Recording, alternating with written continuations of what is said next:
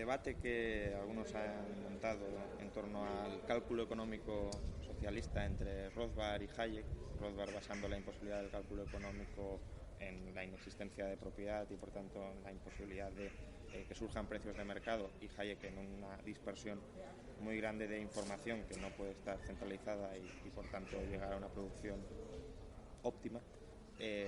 ¿Cuál sería su postura integradora entre las dos para, digamos, combinar ambas posturas? Sí, lo ha explicado bien. Yo siempre quiero hacer una síntesis porque veo que el debate hasta cierto punto no es necesario, porque el punto de vista de Mises y Rothbard y el punto de vista de Hayek son complementarios.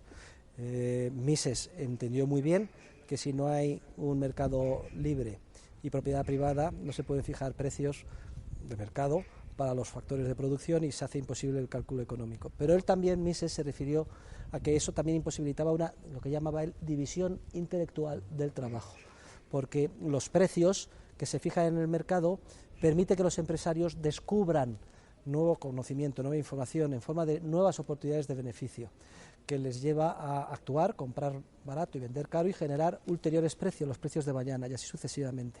Luego, el cálculo económico es imposible donde no hay precios de mercado porque bloquea la creación y transmisión del conocimiento empresarial necesario para coordinar la sociedad.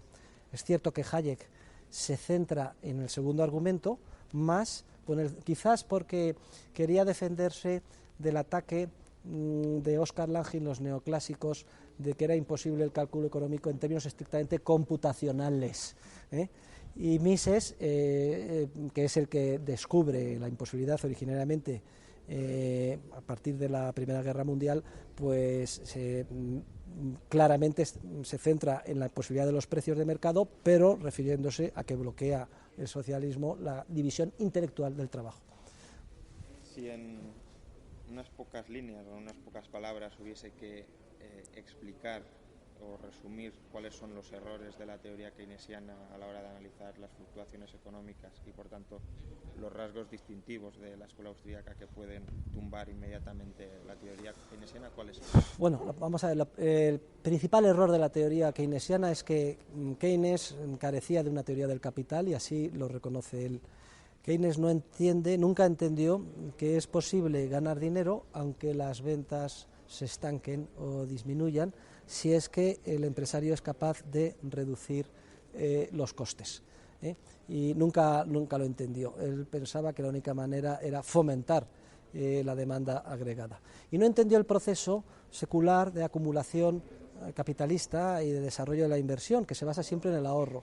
El ahorro disminuye o ralentiza el consumo inmediato y lo que hace es liberar recursos, factores productivos que están empleados en las empresas más próximas al consumo y que quedan disponibles para trasladarse hacia los sectores más capitalintensivos que producen bienes de capital.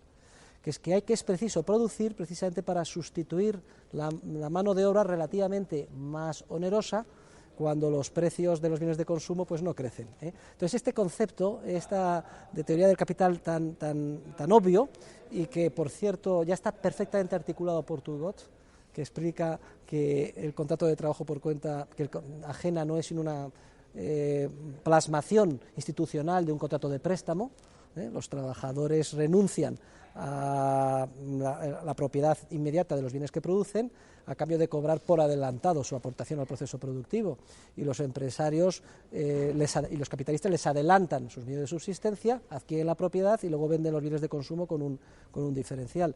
El problema es que Keynes, y esto quizás pues le sorprenda a mucha gente, tenía unos conocimientos muy limitados de economía. En realidad solo estudió un semestre con Marshall y poco más, y es penoso que una persona tan ignorante pues haya tenido una influencia tan grande en la evolución del pensamiento económico, por lo menos hasta ahora.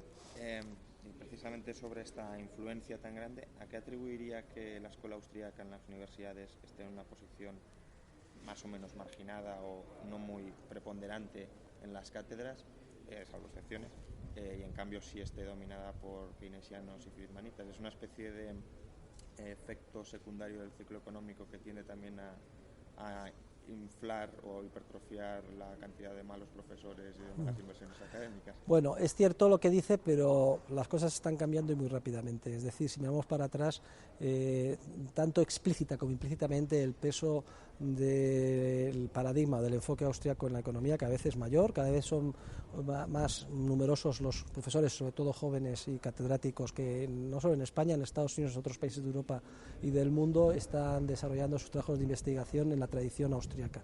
Luego esto felizmente ya en el siglo XXI está cambiando, aunque todavía, sin duda alguna, la gran mayoría de los profesores siguen anclados en los viejos vicios del cientificismo. Y la razón es sencilla, es que a pesar de las apariencias es mucho más fácil construir modelitos en un entorno estático, y por tanto, como las mentes realmente fértiles y creativas son muy escasas, como decía Mises, pues lamentablemente la mayor parte de las personas pues tienen que refugiarse en lo que es fácil, que es la manipulación de datos y la realización de modelos estáticos que son expresables en términos matemáticos. Luego hay el complejo de inferioridad ante los éxitos del mundo de la física, y parece que copiando los métodos de la física pues se podrían conseguir unos resultados semejantes. Y por último, las universidades responden a las demandas sociales de ingeniería social, es decir, que el gran pecado de nuestro tiempo sería el de la estatolatría. Todos los ciudadanos recurren a que el Estado les solucione los problemas. Parece que hacen falta un ejército de ingenieros sociales capaces de manipular a su antojo las diferentes variables para lograr objetivos óptimos. Y entonces las universidades, muchas veces además financiadas por cuantiosos recursos de fundaciones privadas, pues se dedican a formar a este tipo de expertos en intervención.